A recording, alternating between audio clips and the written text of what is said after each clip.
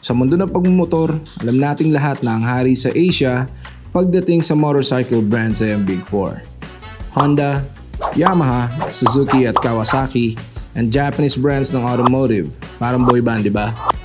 Pero alam niyo ba na sa kasalukuyang motorcycle scenes ay namamayagpag na din ang ilan sa mga Chinese brands sa merkado dahil sa price point at quality rin nito. Oo, mga incheck at parehong singkit gaya ng mga Hapon. Wholesale, mass production, poor quality, imitation.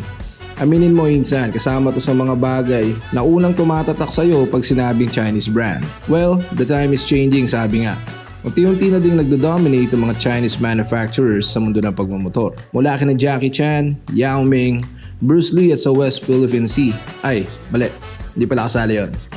Sa video na to, pag-uusapan natin ang 5 sa mga must-try Chinese company motorcycle sa mundo at kasalukuyang nasa Pilipinas na. This is Bernie at welcome to Cfmoto.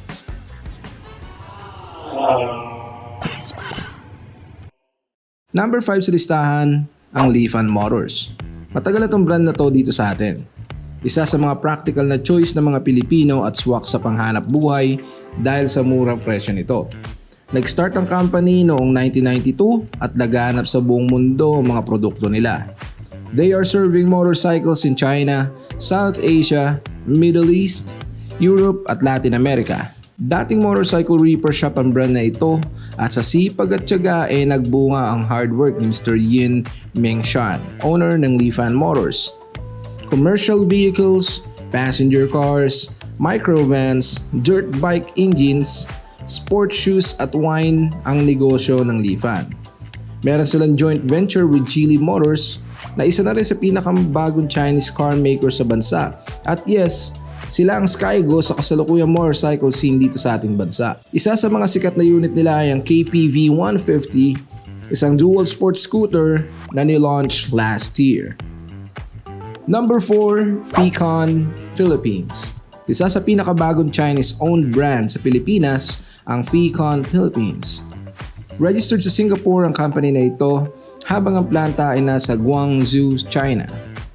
Sports bike, scooters, scrambler bikes at pati mga commuter motorcycle meron ang brand na ito. Isa din sila sa mga Chinese brand na sumusubok makapasok sa motorcycle scene laban sa Japanese Big Four. Competitive pricing ang isa sa main asset ng company na ito at isa sa mga notable unit nila ang Fecon Victorino 250. One of the practical choice kung susubok ng mga mataas na unit sa mas murang halaga. Since Chinese brand ito, hindi din mawawala minsan ang question about its durability. Kaya kung ikaw, susugal ka ba dito? Number 3 sa listahan, Boje Motorcycle. Tunog bago kung papakinggan pero ang brand na ito ay matagal na din sa ating merkado. Pagmamay-ari ng Longsin, isang Chinese motorcycle based sa Central Southern China. Boje ang pronunciation in Chinese, ang premium brand name na sumikat sa European at Asian market. Ginamit nila ang pangalan na ito para sa kanilang premium bikes. At kung usapang quality lang, sila lang din naman ang maker ng makina ng parts ng BMW Motorrad. Kilala sila sa mga adventure bike, retro style at naked bikes. Mga big bikes ang kasalukuyang market nila at ilan sa mga ito ang Boje 500AC, Boje 500R at Boje 650DS. Expressway legal ang mga bikes nila at mas mababa in terms of pricing sa mga top brands. Number 2 sa listahan ay ang Cfmoto Philippines. Isa sa pinakasikat na Chinese motorcycle brand sa bansa dahil sa success ng NK400. Isa sa mga best entry expressway legal bike na may very reasonable price.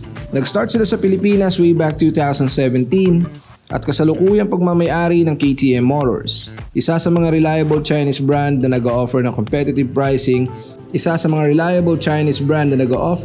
ng competitive pricing at nakikipagsabayan sa Japan Big Four. Naked bikes, sports bikes, classic at adventure bikes. Yan ang mga main lineups ng brand na ito at isa sa mga pinakasikat sa kasalukuyan ang Cfmoto NK450 at Cfmoto 800NK.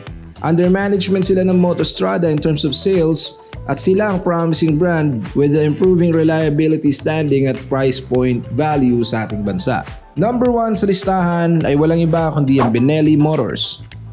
Best known Chinese motorcycle brand worldwide. pagmamayari ng Qianjiang Motorcycle, Chinese company brand na under na din ng Geely Holding Group. Originally, Italian-owned siya since 1911 at na-acquire ng Qianjiang Motorcycle noong 2005.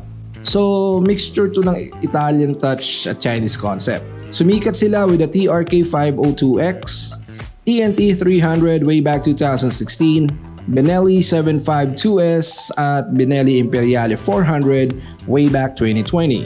Nakapag-establish ng reliability at better price point at nakikipagbanggaan sa worldwide brands.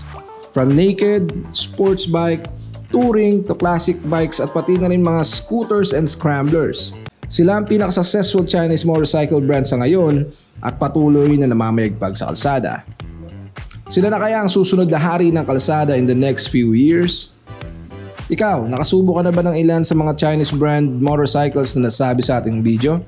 Comment down below kung anong favorite Chinese bike mo. Kung nagustuhan mo ang video na to, please don't forget to like, share, and subscribe to our channel for more motorcycle content. Again, this is Cfmoto.